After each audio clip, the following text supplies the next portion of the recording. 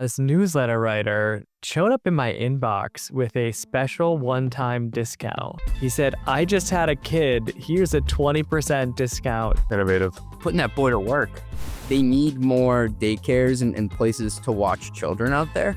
So Kyle, I'm thinking mostly growth should be mostly daycare. It's mostly growth, but a different kind of growth. Find an arbitrage opportunity out of this. Flip the G in growth backwards, so it's all like kid. Another part of the Salesforce news over the last month or so is that they actually just bought another AI company, this time an AI SDR company called Qualified. I think they pull a rabbit out of the hat. You should call up Asana right now. You're gonna leave with a boat and a car, okay? An electric boat? I don't know if they have the electric ones. Those are kind of pricey. From Mostly Media, it's Mostly Growth. Go-to-market strategist Kyle Poyer and CFO CJ Gustafson share smart takes on growing revenue and running a company. Pricing, unit economics, AI, leadership, candid insights for CEOs, CFOs, and CROs, or anyone else aspiring to climb to the C-suite. This is Mostly Growth. Hey, thanks for listening. We'll be right back after a word from our sponsors. You just launched your new AI product. The new pricing page looks great. I'm talking crisp. But behind it, last-minute glued code, messy spreadsheets, and running ad hoc queries to figure out what to bill. Customers get invoices they can't understand. Engineers are chasing billing bugs. Finance can't close the books. Well, with Metronome, you hand it all off to the real-time billing infrastructure that just works. Reliable, flexible, and built to grow with you. They turn raw usage events into accurate invoices, give customers bills they actually understand, and keep every team in sync in real time. Whether you're launching usage-based pricing, managing enterprise contracts, or rolling out new AI services, Metronome does the heavy lifting so you can focus on your product, not your billing. That's why some of the fastest growing companies in the world like OpenAI and Anthropic run their billing on Metronome. Visit metronome.com to learn more. That's metronome.com. As a CFO, you're expected to bring clarity to everything, including how your company manages ownership. The tools you use should make that easier, not harder. But when they come with hidden fees, data you can't always trust, and support you can't rely on, you end up with more frustration than clarity. That's where Pulley comes in. Pulley is a cap table management platform built for finance leaders who need accurate, decision-ready data from a system that works for your business, not against it. With Pulley, you get intuitive workflows, audit-ready reporting, and support you can count on, all backed by predictable pricing you can plan around, so you can stay compliant and make smarter decisions about your company's future. Manage everything from fundraise modeling to ASC 718 reporting to custom liquidity programs, all on one trusted platform. Hundreds of high-growth companies like Linear, Fathom, and Runway trust Pulley to help turn ownership into a strategic advantage. And joining them is now easier than ever. You can switch to Pulley in as little as 5 days. And for a limited time, they're offering 25% off your first year. To claim your exclusive offer, visit pulley.com/mostlymetrics. That is pulley.com/mostlymetrics. Please, guys, I really need this. pulley.com/mostlymetrics. Welcome back to another episode of Mostly Growth, the mostly serious podcast for anyone who cares about startup growth. Normally, we don't start with business blunders, but I saw one this week that I felt like was important to talk about. You guys game? Sure. Let's do it. So this guy, this newsletter writer, showed up in my inbox with a special one-time discount. He said, I just had a kid. Here's a 20% discount to the paid tier. It's the Grant Gustafson special. Innovative. Putting that boy to work. Straight out the womb. We're monetizing every moment over here in the Gustafson household. You monetize that like within 48 hours. And you had a Brex logo on the sweatshirt that you posted to get people to pay.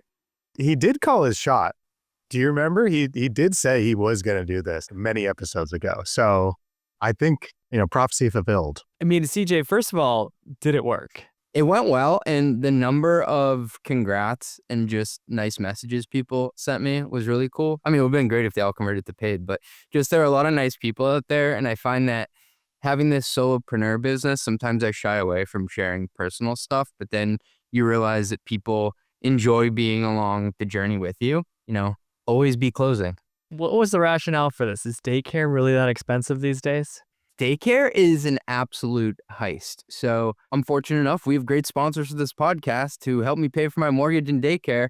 All right, so neither of you guys have children. You're both dog and cat parents, but just guess, what do you think the average daycare cost for one kid in like the Connecticut or New York area is?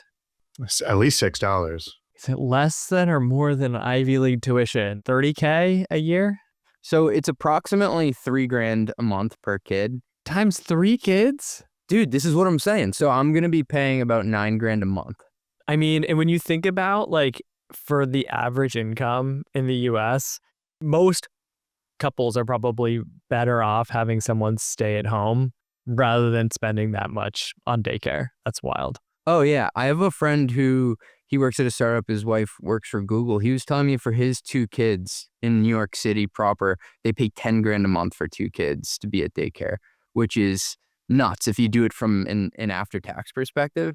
And so I'm glad we brought the pricing in the real world up to the front, because it's a little bit complaining in the real world. But like I said, I feel fortunate that I can pay for that. My kids are healthy and everything. There are bigger problems. But there is a problem in the US, Kyle, with supply and demand for childcare. And this happened over the last 10 years. And really over the last 3 years, it's gotten bad after COVID, because it's really expensive to buy a house. It's expensive to have rent in a city where a lot of the people work and now have to go back in the office. You see the inflation numbers over the last 5 years. So 2 parents in most households have to work, which means there's no one to watch the kids, which means you have to send all your kids to daycare. And as a result, there's a supply and demand imbalance between getting your kid in. All 3 of my kids, we actually registered them as soon as we knew that my wife was pregnant. So you have to get your kid into daycare now before they're born. And when do they start? Like at how many weeks or months? Grant's going to start, I think, around 8 months. Some people, because both parents have to work immediately and the wife can't take off a ton of time, they go immediately. But most kids start around 6 to 8 months. And then every 6 months, you move to another class. And what's interesting, this is the pricing, the real world part I wanted to get to, is the cost goes down every year, or I think in some of these daycares, every 6 months, because each state has a mandated student or child to teacher ratio. And so at first they need, say, one teacher for every 3 kids. But as they get older and a tiny bit more self-sufficient, then it's 1 teacher for 4 kids and 1 for 5 kids. And so the price drops. So I start out paying like $3,000 a month for him, and it'll go down over the next 3 years before kindergarten to, I think the lowest it'll get is like $2,400 per month. And I thought cat food was expensive. Just kicking around the idea with my buddy, Ben, he's in private equity, so you'll laugh because we say private equity's taking over the world. There is this supply and demand imbalance, and they need more daycares and places to watch children out there. So Kyle, I'm thinking mostly growth should be mostly daycare if we can fund some of this through our sponsors. It's mostly growth, but a different kind of growth. Just got to round up some grandmas who are retired and want to take care of some kids. Just find an arbitrage opportunity out of this. Flip the G in growth backwards. So it's all like, like a kid, like spelling growth. The other pricing the real world component to this is the payment structures. So for many of these daycares, you only pay, say, 3 times a year, and you're prepaying for a certain number of months.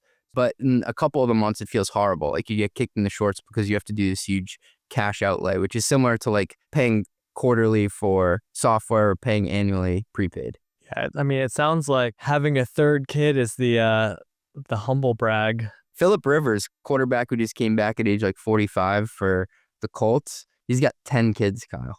Making that good money. First up, Salesforce has introduced new AI pricing once again. So Salesforce's Agentforce product, their AI product, has been live for about 18 months now, and they've had 3 major pricing changes in that period of time. Like, they're changing pricing faster than CJ can have more kids. Kyle, are they changing the pricing structure, or are they just changing the amount they're charging? They're fully changing the structure Everything. of pricing, which is like, I mean, most companies would have no ability to make changes that fast, but like the first pricing was price per conversation. So, whatever you want to use AI to automate for, it's just a predictable price per conversation where AI gets involved. That wasn't super flexible. Like, some customers just wanted to like enrich data on a conversation. Others wanted to have AI solve like really complicated questions that customers were asking. So they shifted to a flex credit model, and customers could choose either per conversation or flex credit. Now they're adding a third model, which they're calling an agentic enterprise license agreement, which I have to say is the most Salesforce sounding AI pricing that they could have possibly come up with. I saw the article that you sent over, and what my mind instantly went to is, should we put them on a pedestal and say this is agility, or should we be saying you guys just can't make your mind up and this is actually confusing your sales force? Because I remember at Veeam Software, when we were moving from term licenses to SaaS, you had to explain to reps like a million times how to position this to customers. So to me, I'm saying, like, is this a good thing or is this just causing more confusion? So the Agentic Enterprise License Agreement, which is a mouthful, the AELA, gives customers a flat rate, unlimited usage pricing for AI agents. And I believe the pricing is tied to like employee count of the customer. It's essentially more of like a user-based pricing model with a flat rate of unlimited usage. And customers can lock in for like 2 to 3 years at the same price, even if it ends up meaning that Salesforce is losing a ton of money on the deal. Like the customer gets the fixed fee over that period of time. What happens to all the customers? Because they've been bragging about their traction with their AI products who are on the other two plans. Are they grandfathered in? They basically did something that I think is pretty smart in this current environment. They haven't gotten rid of the old pricing models. This is an incremental pricing model. So customers can choose essentially the model that's best for them.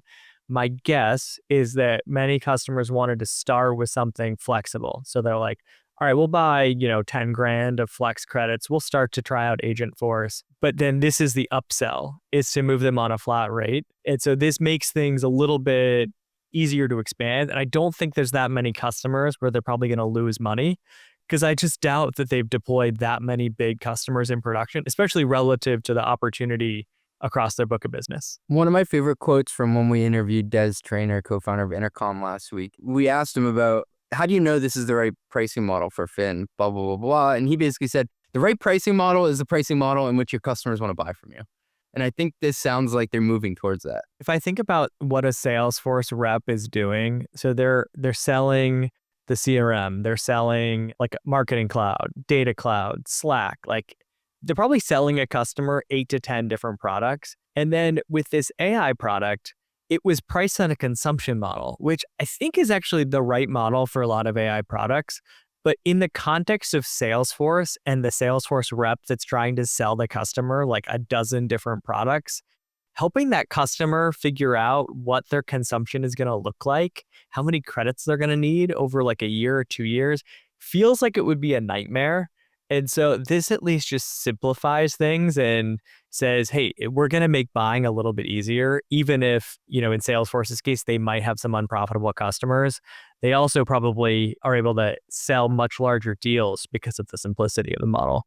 What I found as a CFO, buying and selling products that are somewhat usage-based or they have some known unknown about how you have to budget for it, it's better to have an idea of what you think this is going to cost, even if you're thinking that it may be a little bit more than what the more confusing option will be. This puts a ceiling on price. And so at least they know, hey, look, we could either save money, have a more complicated plan with consumption estimated, et cetera, or we could just say, hey, look, we're going to go all in. Maximum price is fine. It's up to us if we use it. It, I think, takes some of the fear away because there's only so much that folks can spend. I think what I struggle with this is that, like, what's the incentive for Salesforce to get the customer successful and like seeing a ton of value?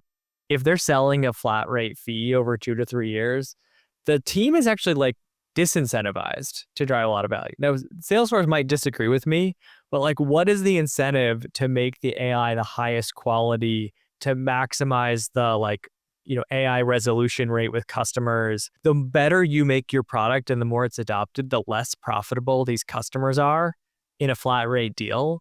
And so you're not as incentivized to improve the product or to improve the customer experience around the product. Well, I want to piggyback on the profitability point, because what I was thinking is they've had 18 months, 2 years almost of data on these new products. It kind of reminds me of when Notion introduced AI into their product. They had it a la carte, and it was a module that you would add on. Part of that was because they didn't know what the cost was going to be. So I think Salesforce now has enough data to understand it's theoretically uncapped for you. You can use as much as you want, but we can predict better our own cost structure than we can before. We just weren't able to offer this plan because it would have potentially blown everything up.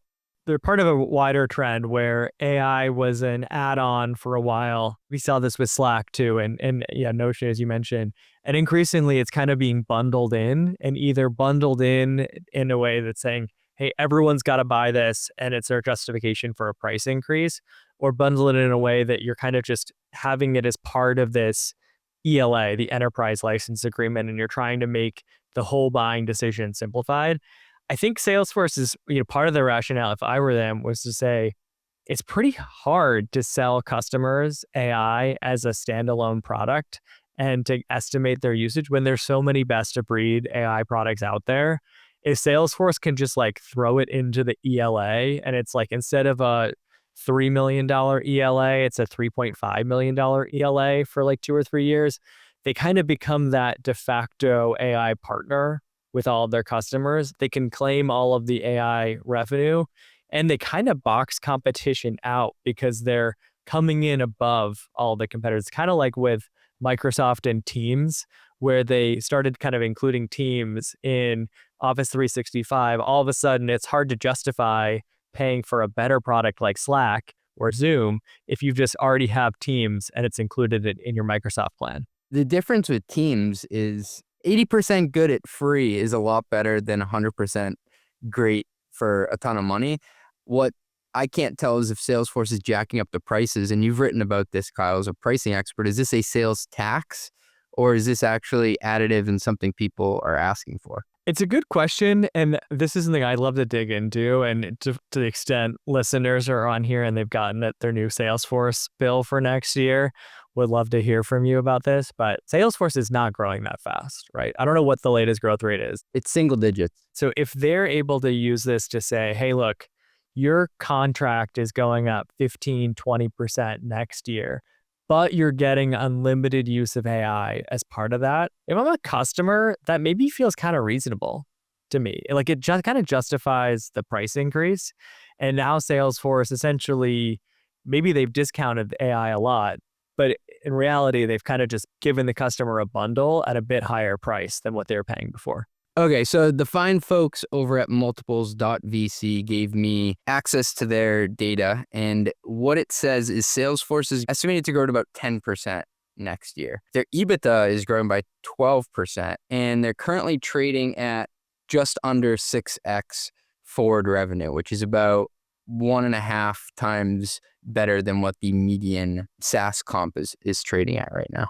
They recently reported that their data cloud and agent force represents, I think, around between $1 billion and $1.5 billion in revenue. So that's a relatively small portion of revenue. That's like what 2-3% of Salesforce's revenue. That means that the average customer is really not spending that much on agent force. And so if they're able to get a 10% price increase across all of their customer base, that's like $4 billion. That's a huge growth rate of the AI product. And then they could kind of keep going with that playbook if usage is higher than expected. They're growing between 10 and 11%, it's estimated at. What do you think their rule of is? So this is like the metric formerly known as rule of 40. You're now calling rule of? Yeah, exactly. That's a little cooler. So if 10% growth, I'd have to imagine they're like fairly profitable. Maybe 20 to 30%. My guess would be 30, rule of 30. Dude, that's what I thought too. It's 51%. Oh, wow. So they've got 40% EBITDA margins. Exactly. What's funny is in this current environment, on the one hand, companies are concerned about profit margins with AI because there's a real risk of being unprofitable, as we've talked about before. On the other hand, for more legacy SaaS companies, if your profit margin is too high, investors are actually seeing that as a red flag because it indicates nobody's using your AI features. Yeah, and their gross margin is about 77% still right now, which is traditionally great for a pure play SaaS company. You could even argue that they can give up and just stay above 70% if people are adopting the AI product. Another part of the Salesforce news over the last month or so is that they actually just bought another AI company, this time an AI SDR company called Qualified. I did see that. I was interviewing Brett Queener. He was actually the first RevOps person at Salesforce under Mark Benioff yesterday for Run the Numbers, which will come out soon. And he was the one who updated me on this because he knew the founders. It's an interesting play because I think there is some overlap between what Qualified does and what Salesforce Agentforce does. One thing just to share, so Qualified was founded in 2018. I believe the initial use case was kind of like website personalization and website chat, kind of in the drift space. And now they pivoted hard with AI to be this like AI inbound SDR, basically capturing demand from your website through chat, email, etc., and having like an AI SDR taking that website traffic and turning it into leads for your sales team. I think they pivoted hard. They probably saw where things were going relatively early and went all in on it. And I think that while there's been a lot of consternation about AI SDRs in general, I've been hearing is that people see more value in inbound AI SDRs compared to outbound AI SDRs, like much, much better results from the inbound side. I think they pull a rabbit out of the hat. We're seeing a lot of these companies who, or a la Drift, or insert not legacy SaaS company, but pre-AI SaaS company. Like, holy shit, kudos to them for being able to pull this off. I think for some companies, it was a difficult decision probably because in the early days of ChatGPT, it probably wasn't good enough to have consistently solid results,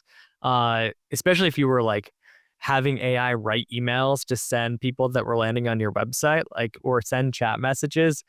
It's hard to trust that that's going to consistently go well. But now I think the data quality is much better around de-anonymizing website traffic and enriching some of that website traffic to better qualify who is a good fit for your product. So better data quality as I think improves things a lot. And then the constantly improving underlying models across OpenAI and Anthropic mean that AI models can actually do a much better job of writing emails than before. And the emails don't need to be that great in inbound. I mean, we're not talking about like pitching someone cold on buying your product. We're talking about taking someone that's already showing interest and qualifying them and then scheduling a meeting for your sales team. One thing I was curious to get your take on, CJ. So when a company like Salesforce acquires one of the companies in a space, but that's a fairly hot space with, maybe a dozen other competitors, what do you think this does to the rest of the folks in the market? Well, I was actually wondering, what does this do for the private equity players? Because I was checking on my computer on the side here, and Drift sold eventually to SalesLoft, but SalesLoft was owned by Vista Equity Partners. So this has usually been an area where PE will circle the wagons and find something that has, maybe you're the number 2 or 3 player in the market. You have decent product market fit, and you have a big customer base that they can upsell into and swallow you up. But it feels like companies like Salesforce, they've done a number of acquisitions this year. Companies like HubSpot, they've really stepped up in terms of gobbling up these companies that you thought would have been left, not for dead for private equity, but to be picked up for a really good price. Instead, they're going for a premium. Martech in general has been a tough space with private equity because marketers tend to find the latest and greatest technology and then they're not very loyal. Like for a while, Drift was that hot company, and then now there's newer things for marketers to take advantage of, and like there's not a whole lot holding you back from changing unless it's like a core system of record like a HubSpot. But I think one thing this to me does, this move from Salesforce, is it says that this is a very real category and that enterprises should be paying attention. Like I think startups have been very fast to adopt technology around inbound AI SDRs, either building for themselves or adopting third-party tools. So startups have adopted it and probably some larger tech players, but we are very early in the broader enterprise market, like B2B services firms, consulting firms, healthcare, pharma, like there's all of these other industries that are not adopting these tools yet. And Salesforce buying Qualified, I think will be really interesting as a way to tell the market this is a viable category that's here to stay. What it reminded me of is in vertical SaaS, there's a playbook to go out and acquire a payments or fintech company that you can bolt on that wasn't able to do it on their own. They weren't able to get escape velocity on their own, but the team is really good and the technology is really good. And I think companies like Salesforce are going after these tools, for lack of a better word. Like, I'm sure this company was successful to a certain degree, but I think there is an idea of, can you take this, and if you're a healthcare company, use that front end for whatever your purposes may be. Yeah, I think so. Salesforce has competing products. My sense is that Salesforce's products are probably not so turnkey, not so easy to adopt, and either require a lot of services time from Salesforce or from agencies. My guess is that Qualified built out a motion that was just much faster onboarding and better time to value. And that'll be an unlock for allowing Salesforce to, 10x or 100x the adoption of AI tools, because it'll be way less resource intensive to get folks up and running with it. So we talked about granola on the last episode, and I listened to it again, and I couldn't help but thinking that there's this whole category or multiple categories of software now that seem to be, everybody's making like a note taker. Everybody's making like some front-end AI SDR. At what point, Kyle, are these just going to be bundled in, and either you can buy it as a white label and include it in your product, similar to how, I remember single sign-on you used to have to pay extra for? I don't know if this is a hot take or anything, but I cannot see a world in 3 years where people are paying for AI voice note taker that's not a part of a larger package, or not getting this functionality from a Salesforce or a company like it and having to pay extra for it. It feels like it just is going to be bundled in. Yeah, it's a good question. I mean, I'd have to imagine any CRM is going to feel pressure to add this in the mix of what their CRM can do. So HubSpot will certainly want to play here. To me, where the difference is like, this is a tool that is autonomously sending messages to your customers, and it's qualifying your customers. And having a qualification rate that is a little bit higher, or having a slightly better conversion rate because of better messages, whatever it is, like, that can make a real difference in your revenue. I would personally be willing to pay for a best of breed tool if there was a significant technology advantage to something here. I think the question is, like, who can really build something that is significantly better than more of like a baseline AI tool? How do you prove that to customers? Because everyone will say they do the same things. It's kind of like what we talked about with Des at Intercom. Everyone's product will sound the same, but you've got to prove that you're significantly better in terms of the business impact that you can bring for customers. And if you can prove that you're increasing the conversion rate and reps aren't chasing shitty deals anymore, we used to say that the most expensive thing in your company is to send a sales rep down a dark alley. Basically just send them on like this suicide mission that, like, there's nothing at the end of it, right? The proof is in the pudding there if your product can do that. And I think companies will pay up for that. So next up, CJ is going to give us some guide on how he's going to do a multi-year deal for his kids and get the best rate possible on daycare, I guess, right? What I did is I went to Tropic and I had this question, because they're sitting on all this discounting data from all different types of software tools. And I said, how much should I get off for each additional year I commit to? Because in my mind, I feel like if I sign up for more, I should be able to get more off. And so I was looking for like this simple rule of thumb. But in the process, in order to answer that, we had to figure out, do you get a better or worse discount upon renewal? Does buying more products and bundling them help you secure better discounts? And are we in a buyer's market or a seller's market? So it was kind of like this twisty, turny, windy path. But my North Star was just, at least at first, to try to figure out, for each year, how much more do I get off? Well, no, yeah, what did you find? What was the average? So signing for 2 or more years gets you 2 to 3% more off than signing for 1 year. So it's not life-changing, but it's real. There's a twist, though.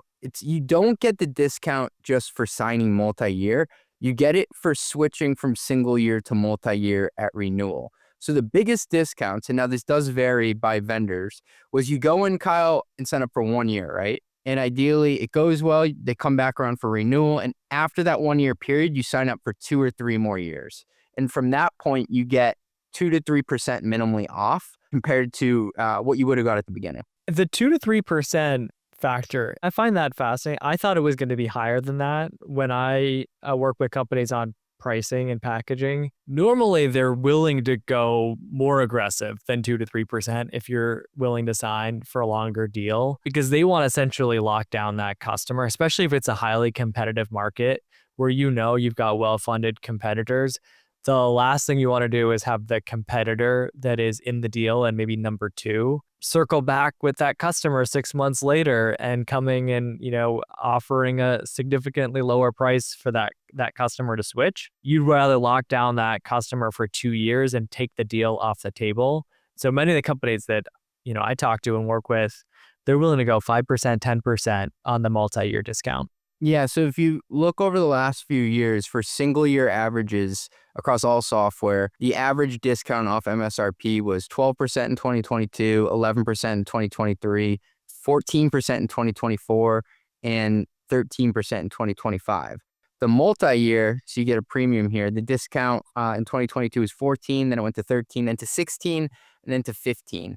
So the multi-year premium, this is on top, Kyle, of the discount, is about 2.6% more. So if you're getting single year for, call it 13%, you can get almost 16% off if you're committing to multiple years. Yeah, which is really not that much of an additional discount. If I were a customer, I would be weighing two factors. I think one would be, is there an annual price escalator clause, or would you expect a price escalation in this product? So with a lot of products like Salesforce we talked about, they have a tendency of jacking your price up at renewal, and either that's in the contract of like a 5 to 7% escalator or an inflation plus 2% type of clause. So either have that or they just have a history of raising the price even without that. Yeah. And so if they have that, then you're like able to save this 2 to 3% that you mentioned, plus whatever that price increase avoidance is, which could be another 5 to 7%. So it could add up to 10% savings. So I think that's one thing that I think folks should be factoring in here. And the other thing is just the competitiveness of the landscape and how much switching costs there are. If it's a highly competitive market where the different players are pretty close, be hesitant to sign up for a multi-year deal just for that 2 to 3% discount, because you can get the competitors to bid against each other at renewal. But that was one of the hidden unlocks that we discovered. It's that, and data doesn't fully capture this, it's the value of avoiding the price increase, because at renewal, the discount you negotiate, it might not look that impressive on paper. You don't write home about 2-3%, but the real win, I think, is often avoiding the 5 to 10% uptick that Salesforce is going to try to gouge you with. The learning for a lot of the companies here that are on the side selling deals is that you don't need to, as a default, you don't need to offer that big of a discount if you want your customers to sign multi-year. Many customers seem to be willing to sign a multi-year agreement without that much of an extra discount. And so maybe start off smaller than you think you need to be, with the idea that customers are expecting you to increase prices at renewal. And so part of why they'll sign is to avoid the price increase. And Kyle, I'm just going to show you a couple of charts, because what would an audio podcast be without me describing a chart to you? I'm going to be looking for some y-axis crimes here, so you need to be careful with these charts. So this is the percent of multi-year. Wait, this is a y-axis crime. Totally a y-axis crime. The y-axis, for people that don't see this, the y-axis goes from 19% to 31%. I get you're zooming in to show the difference, but this is kind of funny. I would totally call myself out for this, actually, in retrospect. Damn, and he got me on the first one. I really wasn't planning on that. Nonetheless, you can see that the percentage of all the deals out there, 75% of them in 2022 were single year, 25% were multi-year. Then it dropped in 2023 as there was macro pressure. To your point, Kyle, you have to weigh the uncertainty of, hey, am I going to have to fire people next year? Am I going to have enough cash? Am I going to be able to fundraise, with predictability that you're trading off for a bit of a discount going multi-year?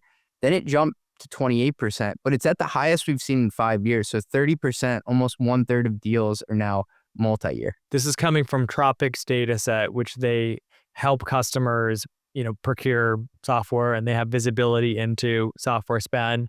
But is it fair to say this is generally like enterprise contracts, so your bigger purchases, as opposed to like the PLG self-serve products out there? It's stuff that's going through a sales rep. So you could still have something like a 1Password that has, thousands and thousands of customers who are just, me buying it for me. But if it goes through a sales rep, it's going to be in here. So I would say this is probably skewed more towards mid-market and enterprise deals. All right. Well, then one thing I do want to know, where can I get the biggest discounts for a multi-year commit? Kyle, I am just so glad you asked. You should call up Asana right now. You're going to leave with a boat and a car, okay? An electric boat? I don't know if they have the electric ones. Those are kind of pricey. This is an example of at renewal, actually, going from single year to multi-year. You get 21% off from Asana. You can get 19% off from Gong. But Kyle, do you know actually some of these vendors, on average, it goes the other way? Upon renewal, you say, this has gone great. I want to sign up. I want to sign up for multiple years. You actually have to pay more. So there are companies like Cloudflare goes up by 15%, Tropic was seeing. Pendo goes up by 12%. LinkedIn Sales Navigator up by 11%. Very confusing. I'm wondering with some of those vendors if this is like there's maybe a usage component to pricing and part of the multi-year deal, or that you get unlimited usage for a multi-year period, and so the vendor takes on more risk. That's the only thing I could think of that like makes this make sense. The pattern's clear. They're punishing you for upgrading, and that makes me also think that they really believe in their product, right? Like you really need it. If I think about LinkedIn Navigator, Kyle, what's the substitute for that? Increasingly, they're cracking down on anyone that's using automation outside of LinkedIn, so there's less and less of a substitute. Yeah. It speaks to two things. One is like, how confident are you in the product and its stickiness? And the other is, how much do you really want that customer? And like, how much are you willing to discount the initial deal to win? There's a number of products that will offer, hey, half off for your first 3 months, where I think Shopify, it's like $1 for 90 days. With the idea, like once you're setting up your e-commerce storefront, that is a big upfront investment and you're not making a ton of money yet. And so they want to make it really affordable to do that. But after you've set up your Shopify, they're not going to keep offering you like $1 for 90 days. They've got you hooked. And so I think there's the combination of entry discounts to try to get someone to make that big upfront investment on a product.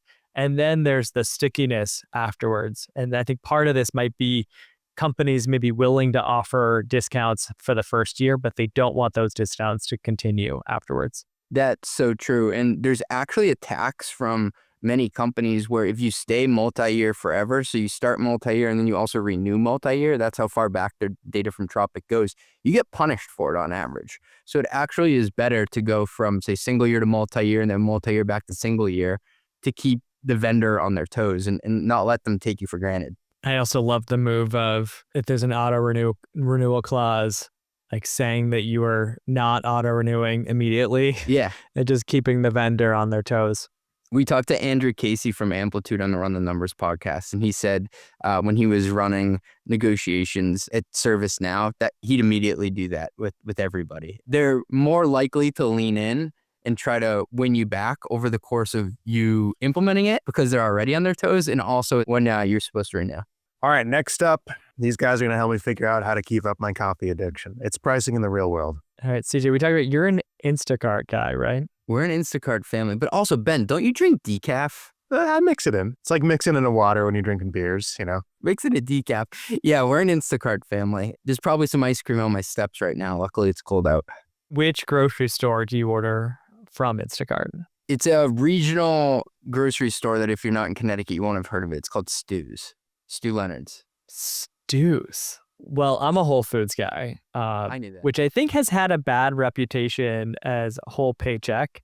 And so one thing that I've been reading about lately, there's this ongoing theme over the last couple of years, really since Amazon bought Whole Foods, that they have this moniker of whole paycheck, and they're trying to change that perception. And it's just fascinating some of the things that they're doing to change the perception.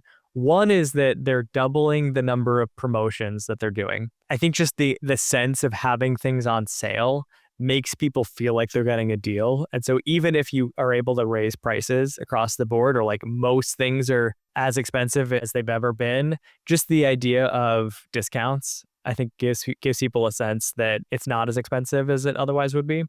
I think the other thing is that they've been cutting prices on areas they know people pay the most attention to, specifically looking at milk, bread, and canned goods. I find this part of pricing perception like so fascinating. Like there's prices where, and for me, it's actually avocados, but like there are things that you fixate on, like you buy every week, you know the price of this like down to the cent. And then there's other things that you have no idea how much you should spend on it, like olive oil. I couldn't tell you whether that costs $15, $20, $40. Like I have no idea. And so I think that there's this fascinating strategy where you can position yourself as way more affordable by slashing prices on the things that people pay most attention to, but you're not actually reducing prices all that much in the grand scheme of things. Have you seen the famous Ellen DeGeneres clip when Bill Gates is on and they're having him as a billionaire try to guess the price of milk of eggs? $5. Oh, I have not, but he probably sounds like I just sounded. Well, I've made this error too, because I think I've said on other podcasts that I don't go to the grocery store or mall like much in a decade. And so me and Bill Gates both thought, not that I'm anywhere near his level of wealth, both thought that like a gallon of milk was $8. To your point, Kyle, there are certain things that people pay attention to. And I think that they anchor to it as a relative, not an omen, but a signal as to how the economy is doing. So we've also joked in the podcast with the iced coffee index. How much does it cost to get an iced coffee when you get off the plane at JFK or at your local Starbucks? There are certain things that are indications for the rest. There's so many applications for software companies. Let's say you've got a core product or a couple of core products, and then you've got add-ons, secondary products, services. Like you've got a whole like list of other things that you're selling. You want to find the thing that's most competitive and that has the most immediate comparison for your customer. And you want to try to be affordable there, but then make up for it elsewhere. Is that the same thing as a loss leader? It's essentially a loss leader strategy. Only I wouldn't say you're taking a loss in any of the places. It's just something's a little bit less expensive than it otherwise would be. I've always found it a bit nefarious how they put the milk in the furthest point from the door. So you have to walk all the way back, and then you inevitably end up buying like the $12 fruit roll-ups as you walk back to the to pay. They move the milk to right at the door these days. You haven't seen that? They did? I know. I'm just giving you a hard time. So on this theme of groceries, I saw a study that was done from Instacart that was actually looking at price discrepancies on identical products within the same city. So apparently prices could adjust up to 75% across products. These pricing differences could increase your prices by as much as $1,200 a year. I think it's a little bit challenging to figure out what's going on here. Instacart claims that this is not like personalized pricing. It's completely randomized things that they're doing. It's also not dynamic pricing. So they're not like changing their pricing based on supply and demand. But I do think they're probably regularly running A/B tests on pricing and figuring out where there's price elasticity. That's allowing them to set prices across the board. Like that's a pretty common strategy in an e-commerce setting. And so it can mean you see a different price than someone else, but it's not some nefarious AI thing. It's just from a classic good old fashion, we want to make more money perspective. Yeah, and popsicles cost more during the summer, so there's probably a seasonality aspect to it as well. It brings me back to that credit card discussion we had with Dave Kellogg, trying to get the most out of your points and having like an Excel spreadsheet. There are definitely people in, say, Manhattan who have a spreadsheet and they're trying to arbitrage out to get Instacart of these items from this store versus that store over there. And eventually you just get to a point where you're like, how much is my time worth to be trying to get 30 cents off this, bundle of bananas over here?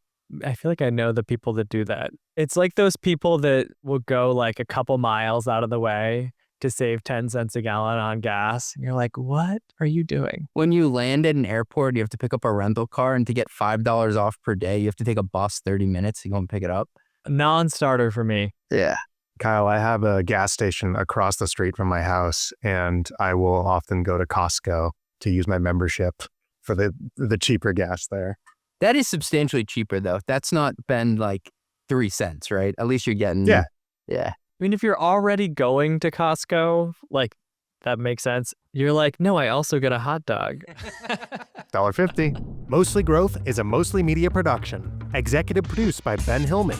That's me. Nothing said on this podcast is intended to be business or investment advice. It's the sole opinion of CJ, Kyle, and Ben. Just some guys who love talking growth. Mostly. If you like this podcast, hit subscribe. Give us 5 stars or hit like. The algorithm overlords thank you. Drink water, call your mom, and have a great day.